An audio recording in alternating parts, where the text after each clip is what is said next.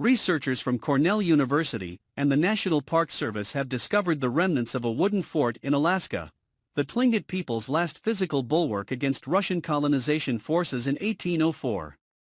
The Tlingit built what they called Shiskano, the sapling fort, on a peninsula in modern-day Sitka, Alaska, where the mouth of Kasdahin, Indian River, meets Sitka Sound at the Sitka National Historical Park.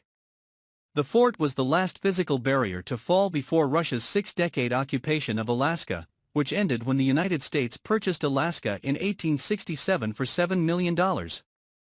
Thomas Urban, researcher at Cornell University, said, "The fort's definitive physical location had eluded investigators for a century.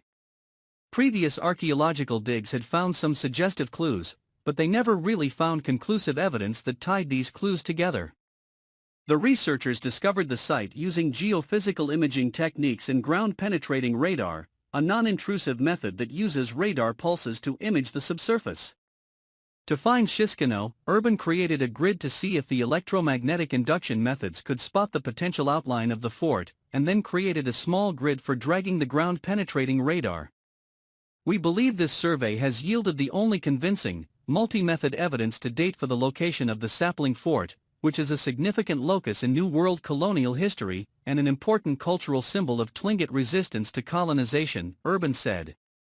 In 1799, Russia sent a small army to take over Alaska in order to develop the fur trade, but the Tlingit successfully expelled them in 1802.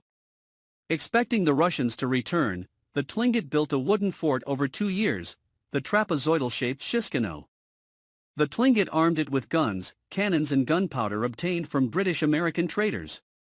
When the Russians returned in 1804, the Tlingit held them off for 5 days, but suffered a setback when a gunpowder supply being carried to the fort from storage across Sitka Sound blew up in a canoe.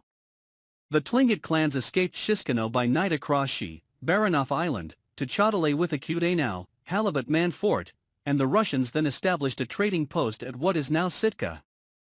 A large-scale survey was necessary to convincingly rule out alternative locations for this historically and culturally significant structure, said co-author Brennan Carter of the National Park Service.